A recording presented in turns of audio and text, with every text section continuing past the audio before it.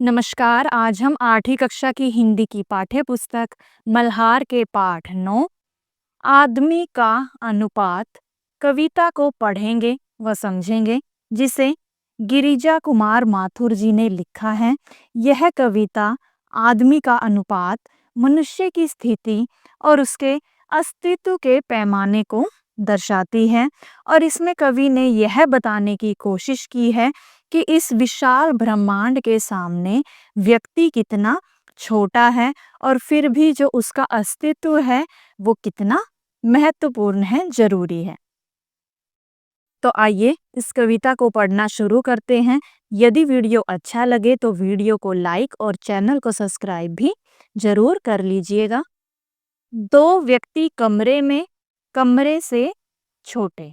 कवि कहते हैं कि दो व्यक्ति कमरे में हैं और वे स्वयं यानी कि खुद वे उस कमरे से भी छोटे हैं। कमरा है घर में, घर है मोहल्ले में। और उनका जो कमरा है वो कहाँ है? कमरा कहाँ होता है? घर में होता है हमारे। और हमारा जो घर होता है वो कहाँ होता है? मोहल्ले में। मोहल्ला नगर में, नगर है प्रदेश में, प्रदेश कई देश में। तो कहने का अर्थ है जो कमरा है वो एक घर का हिस्सा है और घर एक मोहल्ले में है और मोहल्ला नगर में। ठीक है, कि आपका कमरा जो है वो आपके घर में है और घर कहाँ है आपका? मोहल्ले में, कॉलोनी में। ठीक है, और मोहल्ला कहाँ है? आपके शहर में, आपके नगर में। ठीक है, और नगर कहाँ होता है? प्रदेश में। ठीक है, और प्रदेश कहाँ होता है? देश में। देश कई पृथ्वी पर अनगिन नक्षत्रों में, पृथ्वी एक छोटी करोड़ों में एक ही सबको समेटे हैं। और जो देश है वो कहाँ होता है? सभी अनेक देश मिलकर पृथ्वी बनाते हैं। ठीक है, तो देश कहाँ है? पृथ्वी पर। मान लीजिए ये व्यक्ति है। ठीक है, और व्यक्ति कहाँ है? कमरे में है। कमरा कहाँ है? घर में। घर है मोहल्ले में। मोहल्ला कहाँ है? आपके शहर या नगर में। और नगर कहाँ है? प्रदेश में, जिस भी आप राज्य या प्रदेश में आप रहते हैं। ठीक है, और जो राज्य है वो कहाँ है? भारत देश में, अगर आप भारत देश में रहते हैं। ठीक है, और जो भारत देश है वो कहाँ पर है? पृथ्वी पर। ठीक है,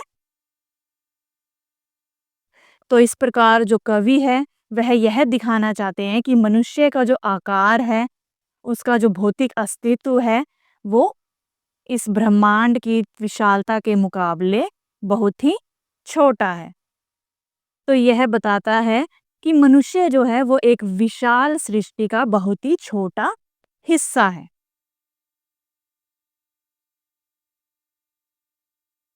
अनगिन नक्षत्रों में पृथ्वी एक छोटी, करोड़ों में एक है सबको समेटे है। परिधि नभ गंगा की लाखों ब्रह्मांडों में अपना एक ब्रह्मांड, हर ब्रह्मांड में कितनी ही पृथ्वियां, कितनी ही भूमियां, कितनी ही सृष्टियां।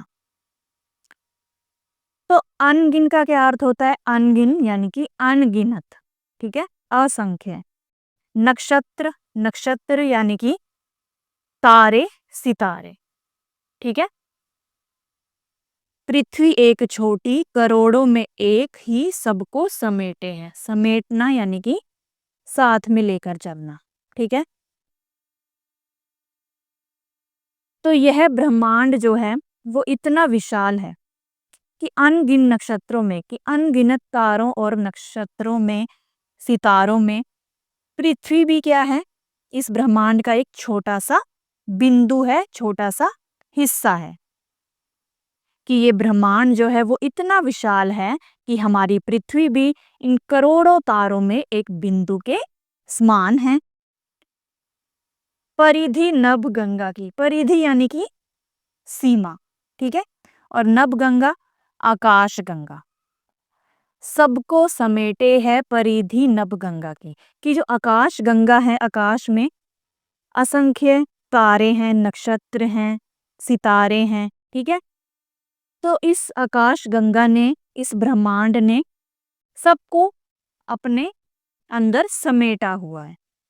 लाखों ब्रह्मांडों में अपना एक ब्रह्मांड, हर ब्रह्मांड में कितनी ही पृथ्वियां, कितनी ही भूमियां, कितनी ही सृष्टियां। अगर वैज्ञानिक दृष्टि से देखा जाए तो अनेक ब्रह्मांड हैं और हर ब्रह्मांड में बहुत सारी पृथ्वियां हैं, बहुत सारी भूमियां हैं, धरती है, ठीक है।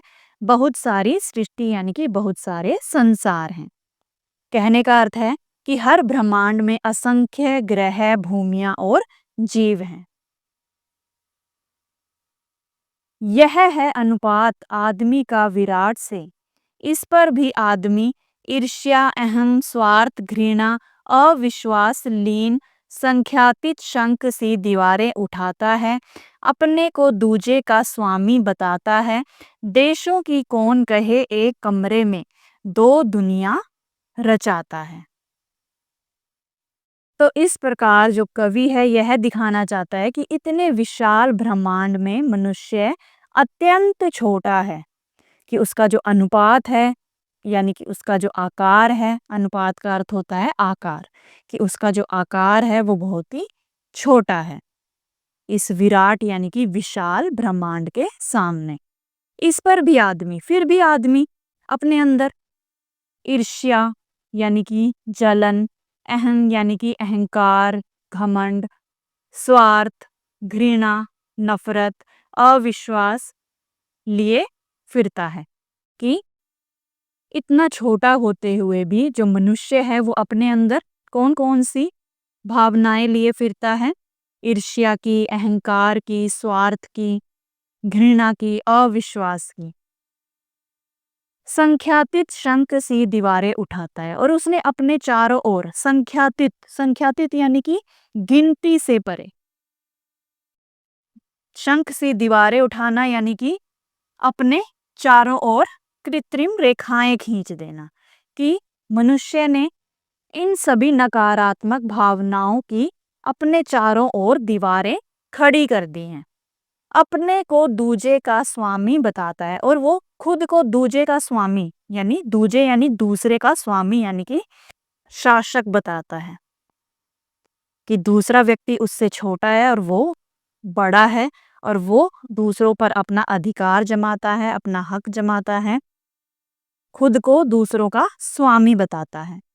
देशों की कौन कहे एक कमरे में दो दुनिया रचाता है, यानी कि देश तो आपस में बटे ही हुए हैं, लेकिन देशों की बात ही क्या की जाए जब एक कमरे में दो व्यक्ति अलग अलग रहते हैं, दो दुनिया रचाते हैं, यानी कि दो दुनिया बना लेते हैं, अलग अलग दुनिया बना लेते हैं। क्यों? अपने अपने स्वार्थ, अपने अहंकार और आपसी मनमुटाव के कारण। आइए एक बार फिर से इस कविता को पढ़ते व समझते हैं। दो व्यक्ति कमरे में, कमरे से छोटे। तो कवि क्या कहते हैं कि दो व्यक्ति कमरे में हैं और वे स्वयं खुद उस कमरे से भी छोटे हैं। कमरा है घर में। अब कमरा एक घर का हिस्सा होता है और घर मोहल्ले में यानी कि आपकी कॉलोनी में है, और मोहल्ला कहाँ है आपका? नगर में, जिस भी शहर में आप रहते हैं, और नगर है प्रदेश में, यानी कि आपका जो नगर, आपका शहर कहाँ है? वो प्रदेश में है, किसी राज्य में है, ठीक है। और प्रदेश कई देश में, और प्रदेश कहाँ पर होता है? देश में होता है। और देश कई पृथ्वी पर, और अनेक देश मिलकर पृथ्वी बनाते हैं, ठीक है। तो जो पृथ्वी हमें इतनी बड़ी दिखाई देती है, वो अनगिन नक्षत्रों में पृथ्वी एक छोटी, करोड़ों में एक ही सबको समेटे है परिधि नभ गंगा की। यानी कि जो विशाल ब्रह्मांड है, परिधि नभ गंगा यानी कि जो आकाश गंगा है, ब्रह्मांड है, उसने असंख्य नक्षत्रों, तारों, सितारों को अपने अंदर समेटा हुआ है, और पृथ्वी भी उन असंख्य अनगिनत तारों, सितारों में एक छोटा सा ब्रह्मांड का एक हिस्सा है। लाखों ब्रह्मांडों में अपना एक ब्रह्मांड, हर ब्रह्मांड में कितनी ही पृथ्वियां, कितनी ही भूमियां, कितनी ही सृष्टियां। कि वैज्ञानिक दृष्टि से देखा जाए तो ब्रह्मांड भी लाखों हैं, और हर ब्रह्मांड में कितनी ही पृथ्वियां हैं, कितनी ही सृष्टियां हैं, कितनी ही भूमियां हैं। यह है अनुपात आदमी का विराट से।